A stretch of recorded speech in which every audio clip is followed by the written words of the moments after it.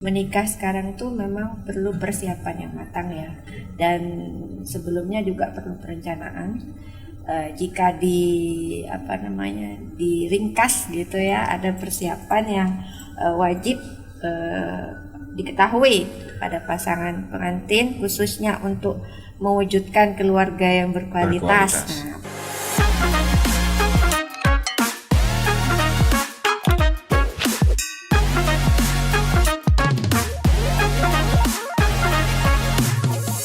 Jumpa lagi bersama saya Joko Minor, dan kali ini saya ditemani sama teman kita dari P3 AKB Kecamatan Wonosari, ada Bu Ari.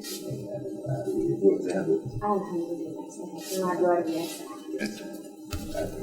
Masih ini wirawiri hilir mudik masih bulan Oktober.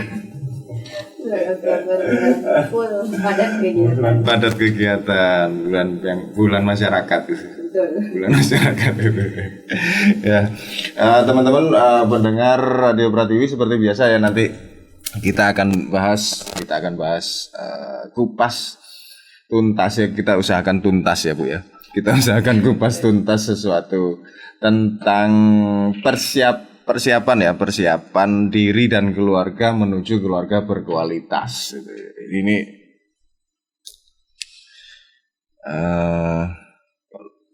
sederhana ya, tapi kok luas ya Bu ya. Persiapan diri dan keluarga. Nah ini diri dan keluarga. Ini, kalau udah persiapan keluarga ini ada ayah, ibu, pak lek, bule, ada bude, ada mbah. Karena gini, kadang-kadang ini ya, ada remaja kemudian udah selesai menuntaskan sekolah lanjutan gitu, SMA atau SMK dan lain-lain. Bapak ibunya woles, santai, berharap anaknya mau melanjutkan ke perguruan tinggi dan lain-lain. Kemudian ada interupsi nih dari salah satu keluarga nih. Sudahlah, pakabin bayi itu. Ada interupsi seperti itu. Ini sesuatu yang sering mungkin terjadi gitu. Bapak ibunya oke, santai, woles gitu. Yang bersangkutan sendiri belum lah, aku juga masih belum pacaran, belum apa gitu kan. Malah dari keluarganya atau sekitar orang-orang terdekat sekitar, orang-orang yang ada di lingkungan keluarganya itu ya, interupsi ya, harus inilah gitu kan. Jadi kalau mau dibilang persiapan diri dan keluarga ini luas banget, ada selantang ya, ada SOTH, ada apa itu lagi, ada SSK. Ini saya kagum nih sama semangatnya teman-teman P3 AKB. Kalau di Kecamatan Wonosari sedang ngapain ini Bu sekarang? Minggu-minggu ini sedang giat apa nih? Yang sudah disampaikan tadi di Dinsos P3 AKB ada program SOTH, Sekolah Orang Tua Hebat. Kami ya ini di jadwal ya per minggu.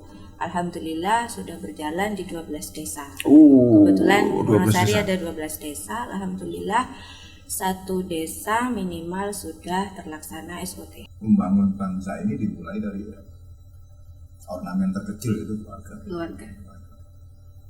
Yang pertama ini dititikkan usia calon pengantin.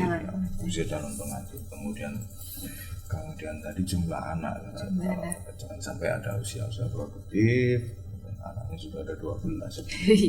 Itu lahir kembar. Melahirkannya cuma 3 kali gitu, tapi kembar. Satu itu, yang terakhir kembar. Oh, yang terakhir kembar. Ya. Berarti proses melahirkannya itu kan lebih dari 5 kali. Iya, betul. Nah, itu oke lah, mungkin bisa jadi keluarga berkualitas, diatur gizi dan segala macam, mungkin faktor ekonominya mampu mungkin. Tapi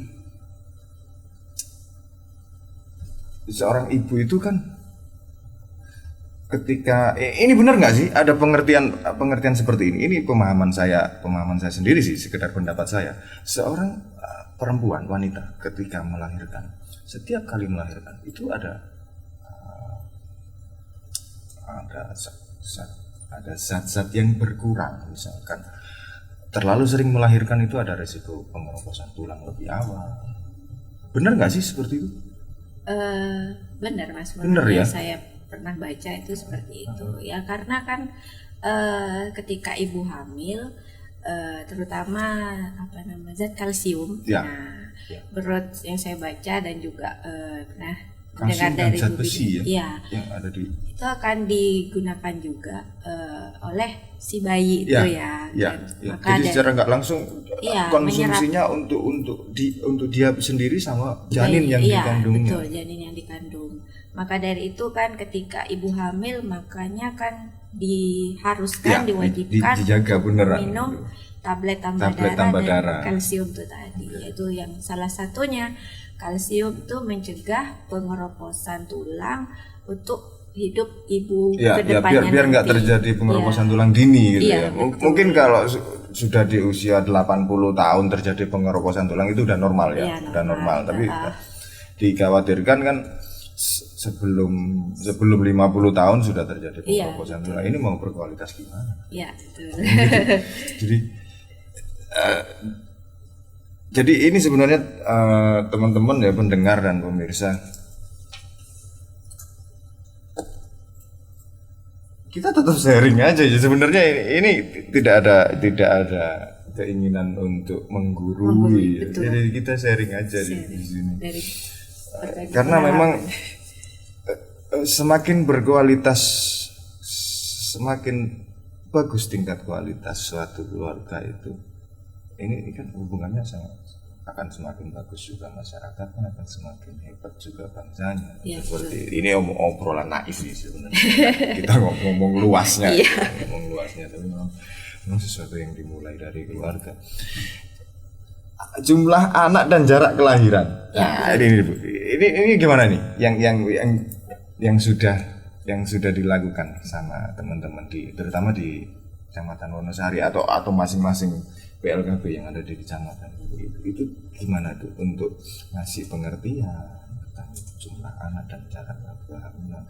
Ada setelah anak pertama itu konsumsinya pakai kontrasepsinya pakai pil misalkan, pakai yang oral. Kemudian setelah anak kedua kamu pakai alat IUD dan lain-lain. Kemudian di perjalanan waktu sudah tidak kepingin nambah anak, dirubah menjadi alat kontrasepsi yang lain. Nah, itu gimana tuh? Memang itu tadi kan untuk salah satunya membentuk keluarga berkualitas ya. Tujuannya daripada alat kontrasepsi selain menjarangkan jarak kelahiran antara anak pertama dan berikutnya, itu tadi kan demi kesehatan istri ya, ibu dan juga demikian ya. Antara anak pertama dan kedua tentunya kan tidak baik ya, tidak sehat juga ketika jaraknya antara anak pertama dan kedua misalkan persis 1 tahun gitu kan.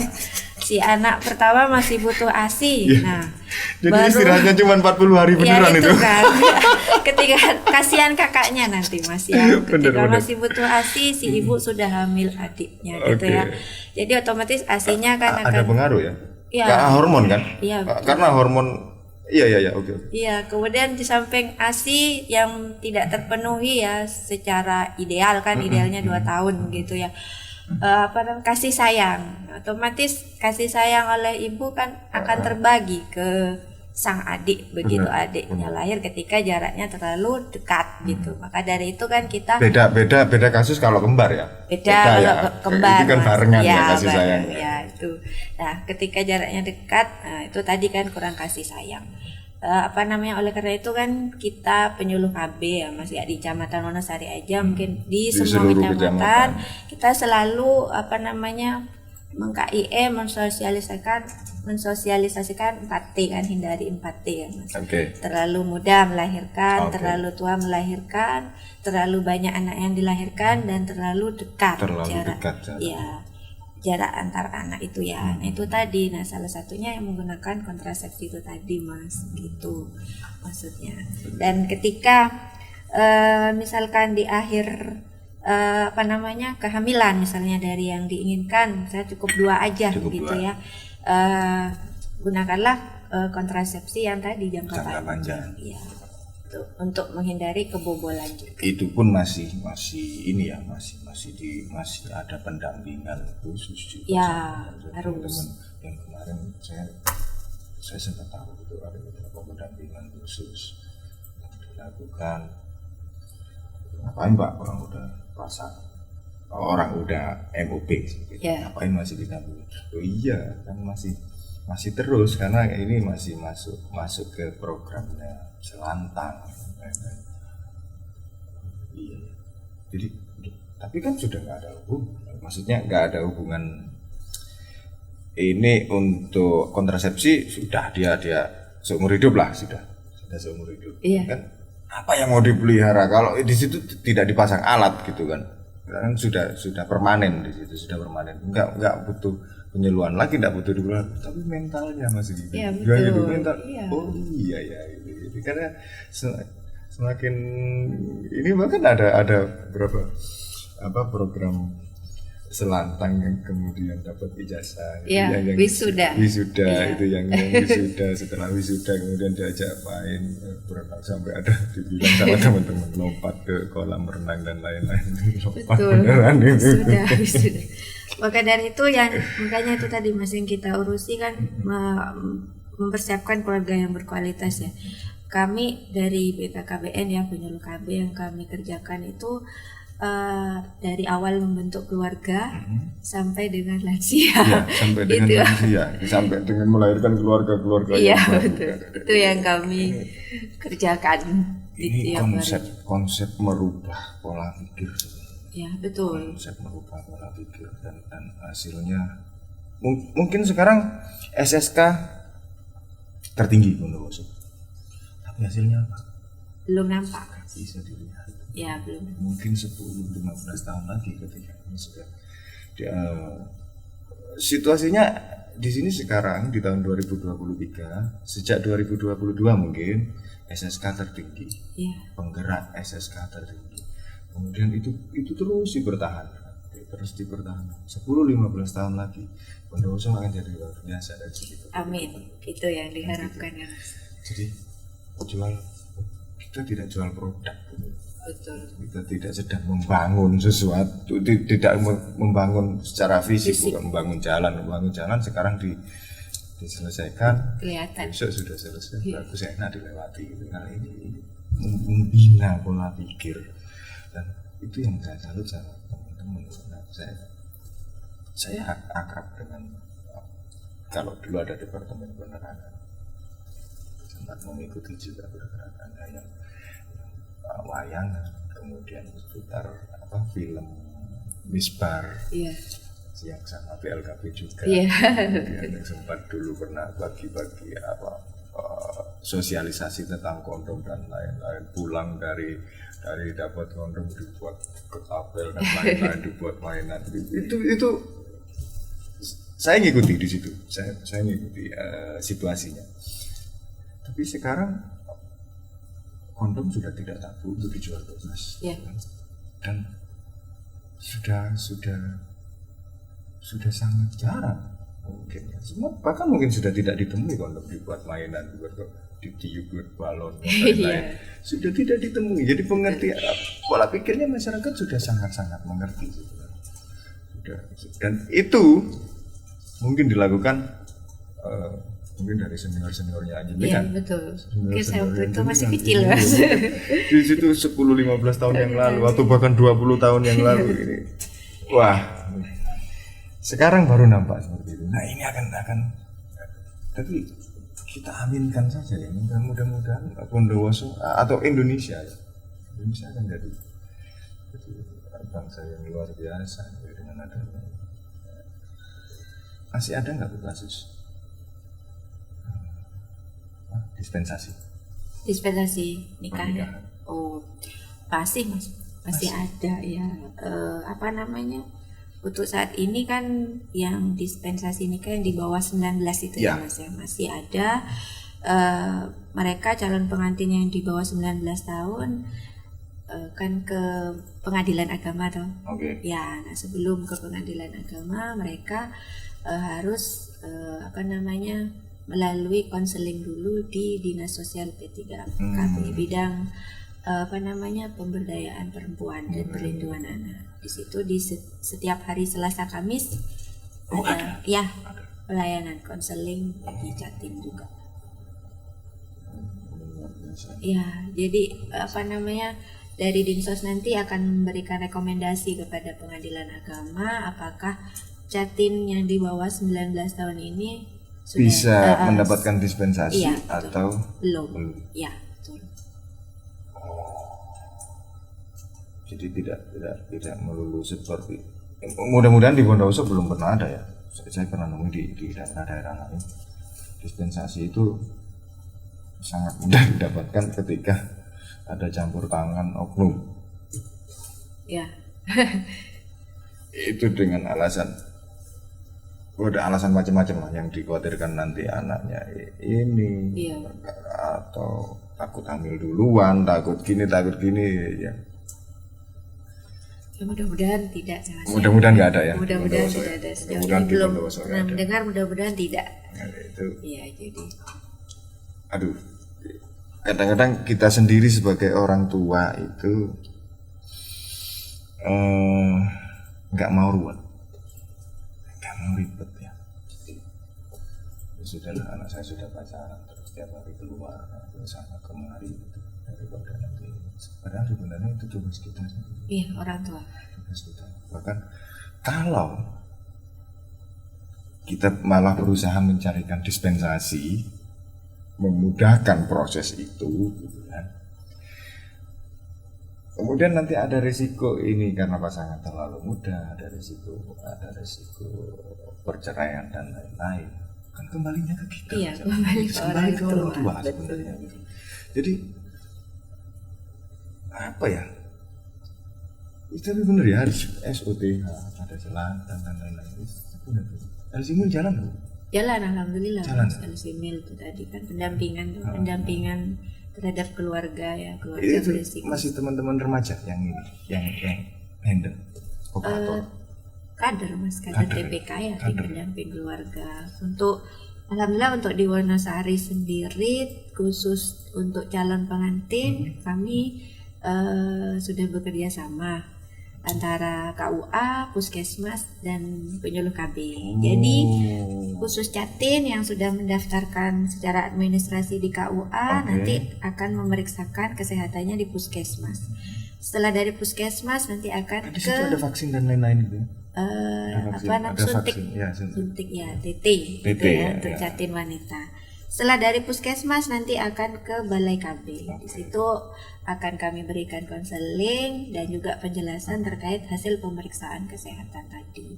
Ya, terkait juga dengan kesiapan fisik dan lain-lainnya. Mas, gitu. Alhamdulillah. Harusnya saya juga dapat seperti itu dulu. Ada ini enggak?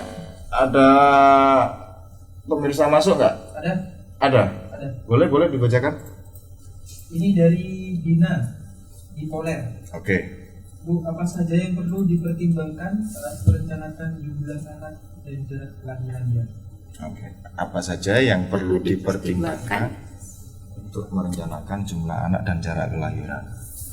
Ya, yang perlu dipertimbangkan tentunya tadi ya untuk usia kehamilan. Usia kehamilan yang ideal itu antara umur 21 sampai dengan 35 tahun. Itu usia reproduksi ya. Ya, reproduksi yang siap. Ya, siap juga yang sehat begitu ya. Reproduksi sehat 21 sampai 35 tahun. Monggo di situ bisa menentukan jumlah anak yang diinginkan. Dari BKKBN memang idealnya 2 anak lebih sehat begitu ya, itu tadi supaya menjadi keluarga yang berkualitas. Nah, dari situ nanti bisa juga setelah anak lahir monggo bisa dipilih jenis kontrasepsi apa yang digunakan untuk menjarangkan kehamilan dan mengakhiri kehamilan setelah anak kedua lahir. Ketika menjarangkan kehamilan, alat kontrasepsi yang bisa digunakan untuk yang non jangka panjang ya, bisa pil, suntik, kondom. Ya, kemudian yang jangka panjang bisa IUD dan implan gitu. Nah, setelah di usia tadi untuk mengakhiri kehamilan, merasa cukup mungkin ya, anaknya sudah cukup, saya sudah maka, 20 cukup. Ya, gunakanlah metode kontrasepsi yang jangka panjang. Jangka panjang tadi IUD implan ditambah MOP dan MOW. Tapi untuk MOP dan MOW itu ada bimbingan khusus lagi ya, karena memang ini kalau sudah diputus selangnya nggak bisa disambung lagi betul. gitu kan. Dan semua penggunaan alat kontrasepsi yang dipakai oleh istri itu memang harus persetujuan suami. Suami harus mengetahui alat kontrasepsi apa yang dipakai oleh istri gitu. Itu tadi. Demikian juga yang suaminya ketika mau MOP harus sama istrinya, jangan istri orang yang dibawa gitu. Oh betul. Bahaya kalau istri orang. Ya itu tadi. Ada lagi Mas Fajar? Ada. Ini dari Poler juga. Namanya Ayu. Oke. Apa saja jenis vitamin yang perlu dikonsumsi saat hamil? Dan apakah perlu mengkonsumsi suplemen kehamilan? Oh itu ya, vitamin yang perlu dikonsumsi saat kehamilan. Yang saya tahu yang paling umum ya. Paling umum. Maaf ini karena saya juga bukan Bu Bidan ya, atau dokter spesialis. Iya. Karena teman-teman PLKB itu kan yang mengarahkan, yang mendampingi gitu ya. Tapi menurut yang menganalisa kan tenaga kesehatan. Tenaga kesehatan, betul. Ya, setahu saya yang paling utama yang wajib dikonsumsi oleh ibu hamil adalah yang tidak boleh lupa itu tablet tambah darah. Nah, itu untuk mencegah perdarahan nanti ketika melahirkan gitu kan ya. Kemudian yang kedua tadi tablet kalsium ya, kalsium ya, yang warna putih. Nah itu tadi untuk mencegah yang sering bikin mual katanya. Ya, tablet tambah darah ya, kalsium juga. Itu meskipun bikin mual tapi wajib diminum ya, karena ini tablet yang paling ampuh ya menurut saya untuk melindungi ibu jangka panjang. Kemudian untuk suplemen tadi tambahan yang bisa dikonsumsi mungkin itu bisa ditanyakan ketika nanti periksa ya atau konsultasi ke Bu Bidan atau dokter. Setahu saya ya lebih rajin datang ke posyandu. Ya, maka dari itu mengapa ketika hamil pemeriksaannya itu minimal 6 kali sekarang selama kehamilan, 6 kali itu tadi supaya bisa dideteksi kesehatan ibu dan janin yang dikandung di dalam. Jadi beneran tercatat dari proses kehamilan awal sampai mendekati kelahiran. Betul, tumbuh kembang janin yang di dalam juga dipantau. Ada lingkar kepala, yang perkiraan lingkar kepala bayi dan lain-lain. Itu mungkin ya. Saya setahunya cuma baca sih. Iya, karena kita saya belum pengalaman hamil. Laki-laki tidak mungkin hamil. Itu tadi karena kita kan juga gencar-gencarnya untuk mencegah stunting gitu kan. Ya. Itu tadi. Ada lagi? Terakhir. Saya Leni di bagian. Assalamualaikum. Bagaimana peran orang tua membimbing anak jika anak ngebet mau nikah, sedangkan umur belum masuk kriteria siap ini? Anaknya ngebet ini ya. Anaknya ngebet ya. Ibunya, orang tuanya masih belum ya. Orang tuanya masih belum mengizinkan. Belum mengizinkan. Nah itu tadi mungkin pentingnya komunikasi ya Mas ya, membangun hubungan ya, komunikasi dengan anak.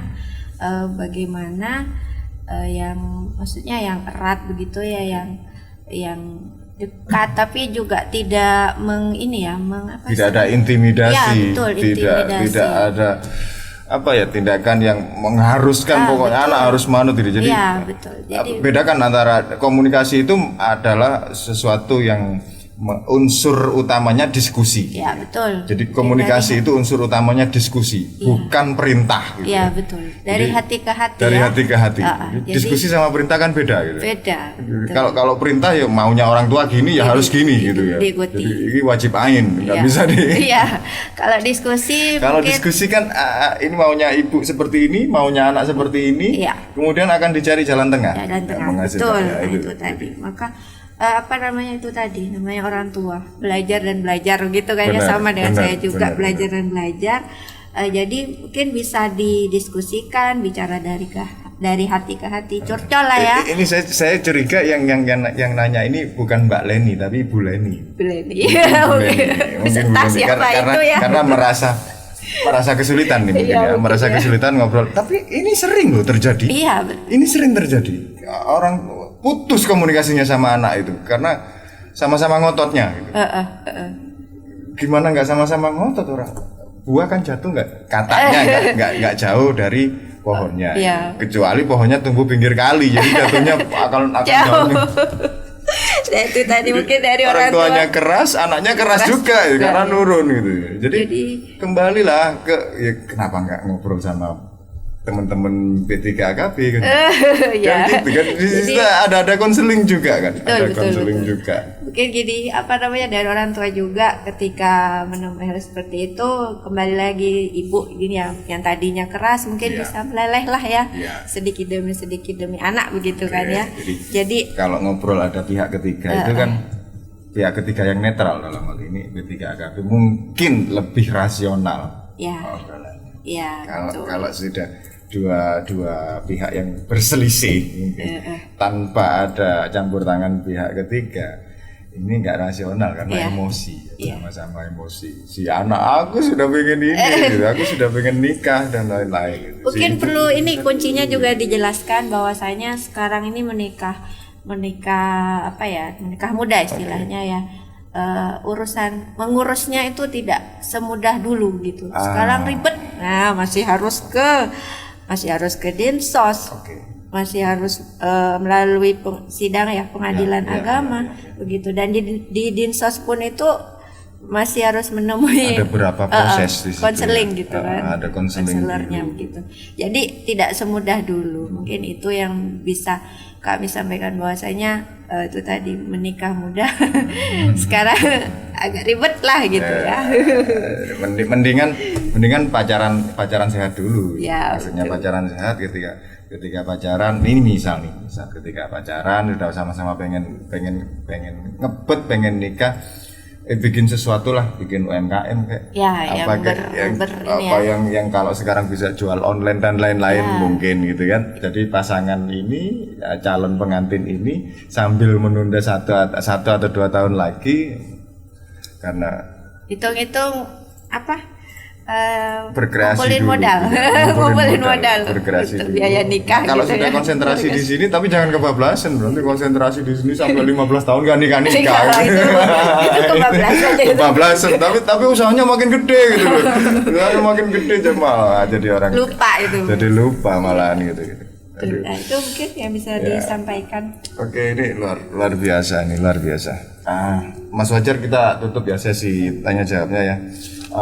Bu Ari, boleh Bu dikasih closing statement sebelum kita tutup acaranya, closing statement, saran atau himbauan untuk masyarakat Bondowoso umumnya atau masyarakat Wonosari khususnya. Nah, itu tadi saran tadi yang seperti saya sampaikan, bahwasanya menikah sekarang itu memang perlu persiapan yang matang ya, dan sebelumnya juga perlu perencanaan. Jika diringkas gitu ya, ada persiapan yang wajib diketahui pada pasangan pengantin, khususnya untuk mewujudkan keluarga yang berkualitas. Nah, pertama kesiapan fisik ya, fisik tentunya fisik yang sehat dari calon pengantin laki-laki dan perempuan, termasuk juga usia ideal menikahnya. 21 bagi perempuan, 25 tahun bagi laki-laki. Kemudian yang kedua adalah kesiapan psikisnya. Ini berkaitan dengan kesiapan mental sebelum menikah gitu ya Mas ya. Kemudian ketiga adalah kesiapan finansial. Finansial ini wajib mungkin ya, karena dalam memenuhi dalam rumah tangga artinya kita akan memenuhi berbagai macam kebutuhan di dalam, dan kesiapan finansial ekonomi itu yang harus juga disiapkan dalam sebuah pernikahan. Kemudian yang keempat adalah kesiapan pendidikan, karena apa, orang tua ini kan adalah guru utama pertama dan utama dalam mengasuh anak-anaknya. Dengan memiliki calon orang tua yang berpendidikan cukup, diharapkan nantinya juga akan melahirkan anak dan memiliki pola asuh yang baik terhadap anak-anaknya kelak. Itu yang jadi kalau persyaratan itu sudah terpenuhi, menikah itu jadi mudah. Insya Allah. Menikah itu jadi mudah. Perjalanan ke depan akan juga lebih mudah. Insya Allah. Kalau dari awal sudah kacau-kacauan, selintut, belakangnya sih selintut, malah dikhawatirkan nggak karu-karuan, malah ada nanti anaknya sakit panas dibawa ke dukun, dukun tempat serapat. Zaman dulu kan seperti itu. Zaman sekarang Zaman sekarang sakit panas sudah tinggal ada apa itu yang tempel itu. Itu malah sekarang sudah nggak disarankan. Nggak disarankan.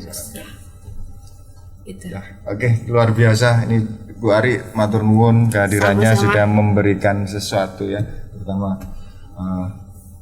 tambahan pengetahuan buat kami dan terutama untuk pendengar Radio Pratiwi di sini.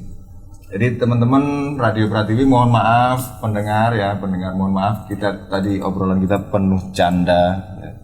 Penuh canda bukan dalam artian tidak mau serius, tapi kita juga dalam rangka tidak memberikan edukasi sebenarnya, tapi dalam rangka memberikan project sharing.